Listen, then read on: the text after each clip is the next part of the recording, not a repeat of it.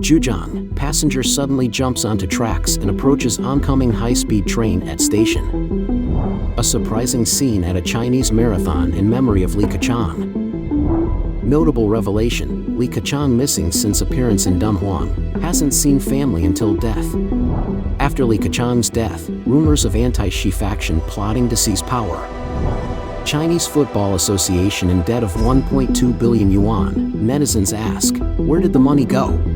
On fire. Tsinghua University's ultra-high-speed optoelectronic chips boost computing power by 3,000 times? It's all covered in today's China Truths. Zhejiang, passenger suddenly jumps onto tracks and approaches oncoming high-speed train at station. On October 29, an accident occurred at Yuan North Station in Ningbo, Zhejiang. A passenger waiting for a train suddenly leaped from the platform and walked towards an incoming high-speed train. The impact of the collision sent them flying several meters, leaving their condition uncertain. According to a video capturing the accident, other passengers on the platform were seen screaming as they witnessed the scene. Subsequent footage shows several individuals carrying the unconscious woman who jumped onto the tracks and rushing her outside the station for medical attention. On the afternoon of the 30th, the Shanghai Railway Bureau's Ningbo service section confirmed the accident and reported that the injured passenger is now receiving medical treatment and her vital signs are stable. In recent years, especially following the Chinese Communist Party's decision to end its strict zero-COVID policy, China has experienced a significant economic downturn. Many young people are struggling to secure jobs and afford housing loans. This increased pressure on the lower-income population has led to a rise in tragic incidents. In recent months, there have been multiple incidents of individuals taking their own lives at high-speed rail stations in mainland China. A surprising scene at a Chinese marathon in memory of Li Keqiang. After the passing of former Chinese Premier Li Keqiang, the official stance was to ban all public activities except for sports events like marathons. However, during marathons held in various Chinese cities, some runners silently paid tribute to Li Keqiang.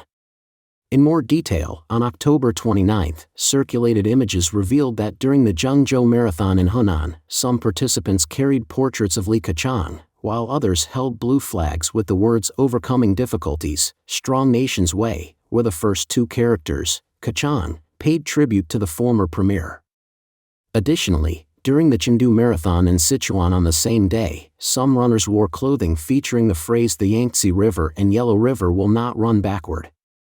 This quote originated from Li Keqiang's public response in 2022 to concerns from the outside world about China becoming more closed off, emphasizing that China's reform and opening up would not regress. There are also reports that the live stream of the Hubei Marathon was inundated with people mourning Li Keqiang, which eventually led to the suspension of the live broadcast. In China's highest-level marathon, the Beijing Marathon, 30,000 participants gathered at Tiananmen Square for the race's starting point. Before entering the venue, runners underwent checks for their race numbers, facial recognition verification, and rigorous security screenings. There were noticeable traffic controls in place along the route, and police officers from various districts increased security measures. As previously reported, as of midnight on October 31, Beijing's skies remained covered in haze. According to data from the Swedish air quality monitoring company IQ Air at midnight on the 31st, Beijing's air quality index, AQI, stood at 159, with the current PM2.5 concentration in Beijing being 14.2 times higher than the WHO's annual average air quality guideline. Notable revelation: Li Keqiang, missing since appearance in Dunhuang, hasn't seen family until death. The death of former Chinese Premier Li Keqiang continues to be an enigma, garnering substantial interest from both domestic and international audiences. In the latest disclosure, former Chinese Navy Lieutenant Colonel Yao Cheng revealed that Li Keqiang disappeared after his appearance in Dunhuang at the end of August. His relatives and friends couldn't contact him until they received his death announcement on October 27. The above information was revealed on Yao Cheng's X platform account on October 31. Yao said, before the Mid-Autumn Festival, his family had asked him to come to Hefei for the festival through his secretary, but there was no response. Li Keqiang had previously mentioned that he would return to Hefei to see relatives, friends, and classmates after the 20th National Congress, but it never happened. No one expected that he would suddenly pass away. Regarding the news of Li Keqiang's disappearance before his death, NTD-TV news outlet could not independently verify it. However, once this news came out, it immediately sparked discussions among netizens. Was he under soft detention? If so, it's very alarming. Li Keqiang had just retired in March this year. On August 31st, a video of him touring the Mogao caves in Dunhuang was exposed online. In the video, he appeared to be in good health and looked very relaxed. Many people on the scene greeted him, and he waved and smiled at everyone. According to unwritten rules among the CCP's top leaders, they generally do not appear in public easily after retiring. Their public appearances are usually seen as conveying some political signals. And this was Li Keqiang's last public appearance. A little over a month later, the official announcement from the CCP stated that Li Keqiang had been resting in Shanghai recently, suffered a sudden heart attack on October 26, and passed away early on the 27th. During lifetime, Li Keqiang's relationship with Xi Jinping was highly sensitive. Despite retiring from his position, Li Keqiang continued to experience pressure from Xi Jinping and Li Qiang. During this year's 2 sessions in March, Xi Jinping openly criticized Li Keqiang's administrative reform.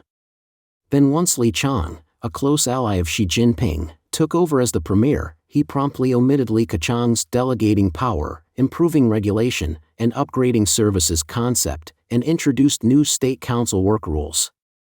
Furthermore, Li Qiang initiated a fresh round of investigations into statistical fraud, including a retrospective examination of Li Keqiang's second term.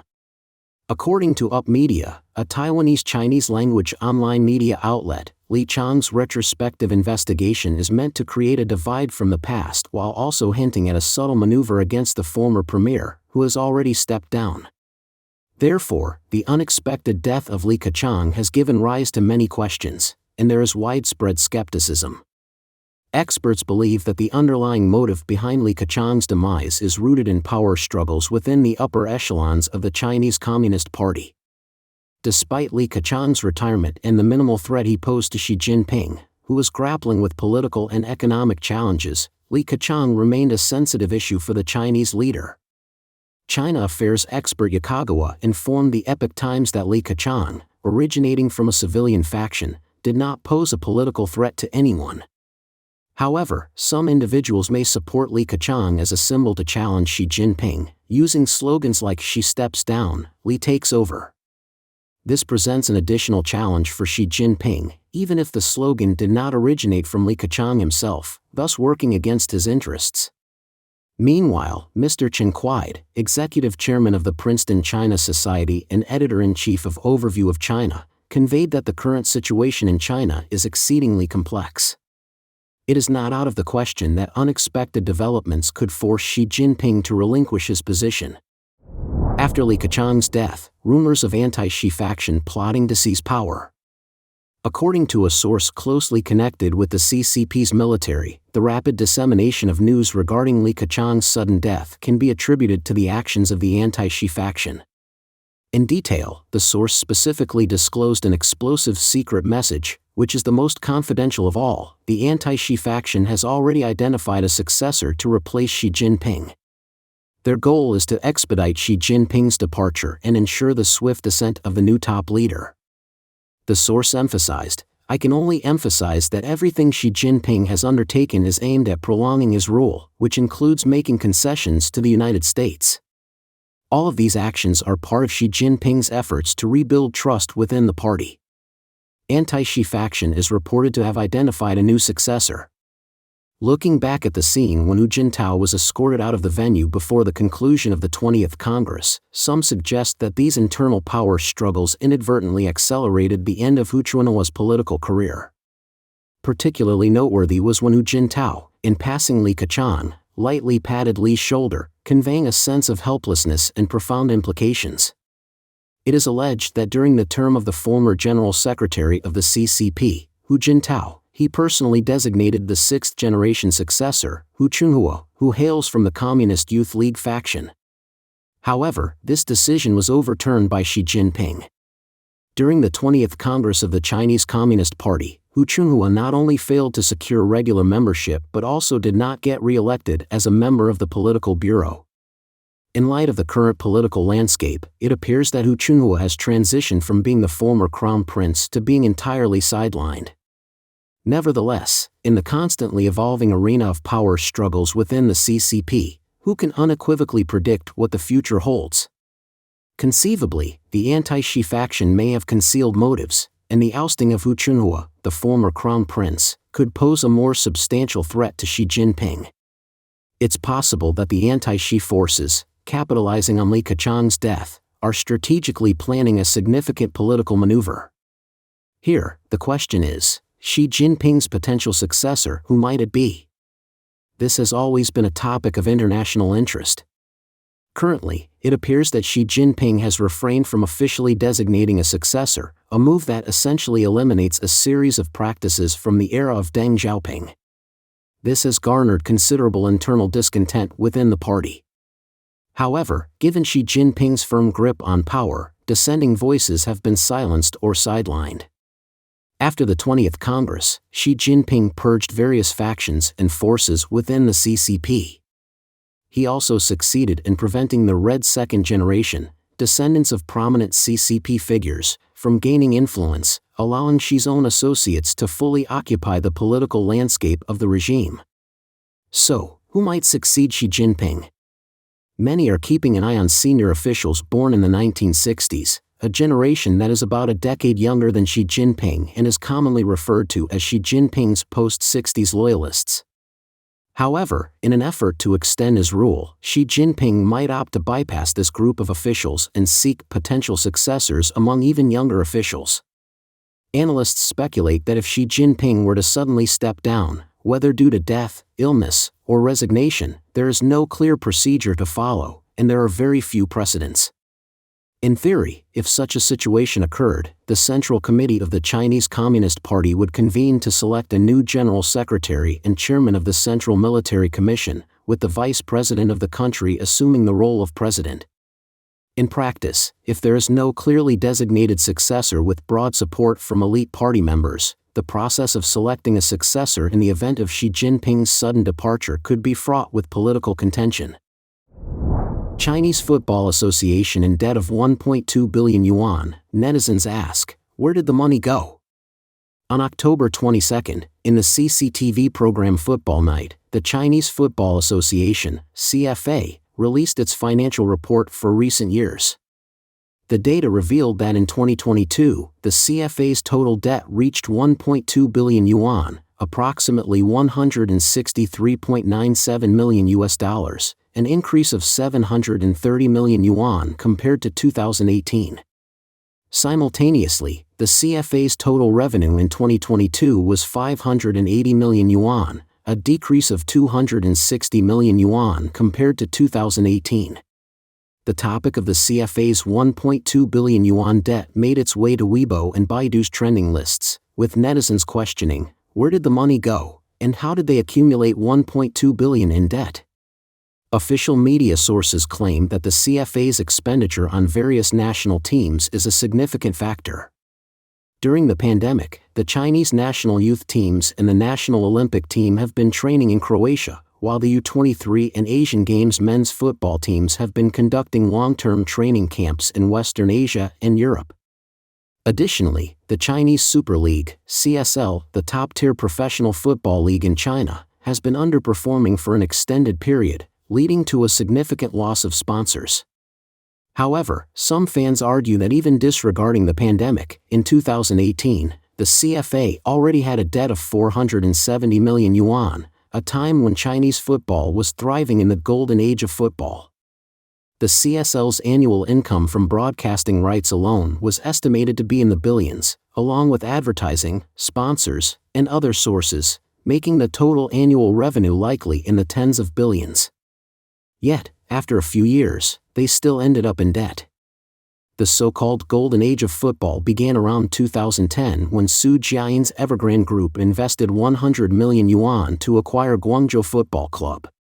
Subsequently, To align with the CCP's football dream, real estate developers and major corporations entered the football domain, investing heavily in star players and coaching staff. In the 2020 CSL, 15 out of 16 teams had real estate backgrounds. Former chief compliance officer of a mainland asset management company, Liang Xiaohua, stated, in the market, including Wanda and Evergrande, they acquired or transferred football clubs themselves. On one hand, it's a political statement to align with Xi Jinping's government. Anything he promotes, they rush to do it.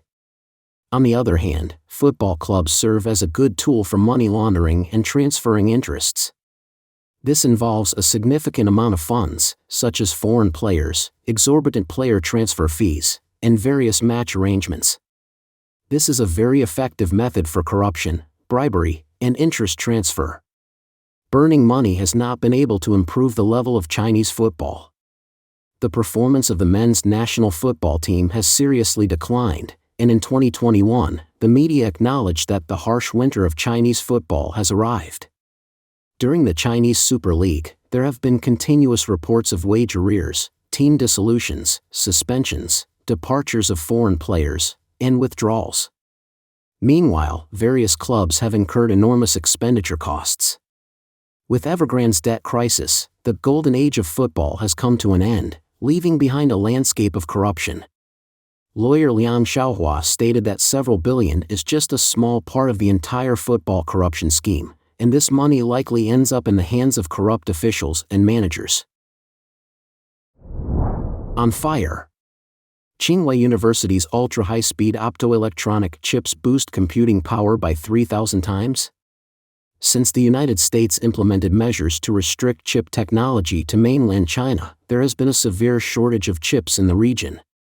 Previous reports suggested that, to mitigate this shortage, some individuals openly recruited personnel for the task of chip smuggling, promising substantial profits of 150,000 yuan per operation. This recruitment was even promoted as an act of patriotism.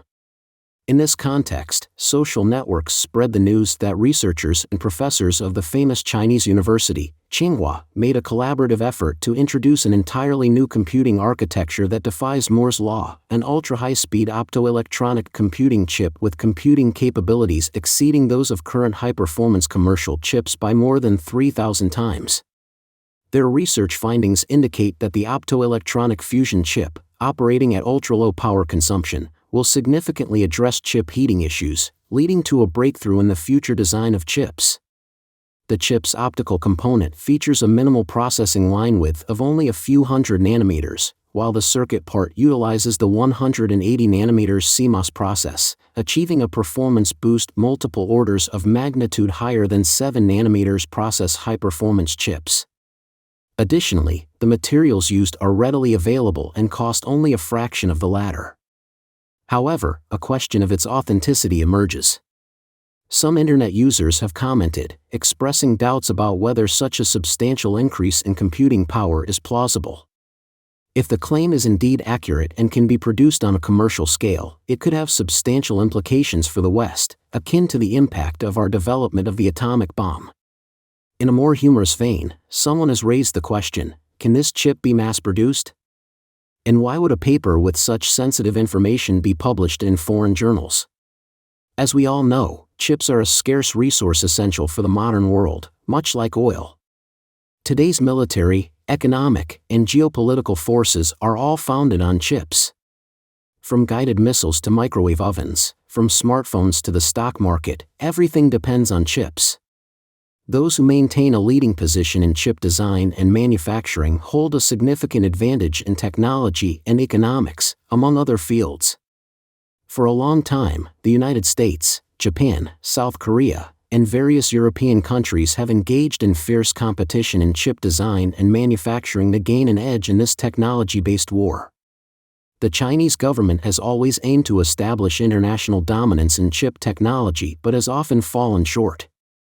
When the United States imposed restrictions on chip technology, China immediately faced difficulties in the chip domain. It appears that merely making verbal claims will not suffice for achieving a dominant position in chip technology. The modest chip reflects more than half a century of changing tides, and understanding how the world reached its current state is necessary for making effective predictions about the future. Don't forget to comment in the section below to share your opinions on today's topic with us.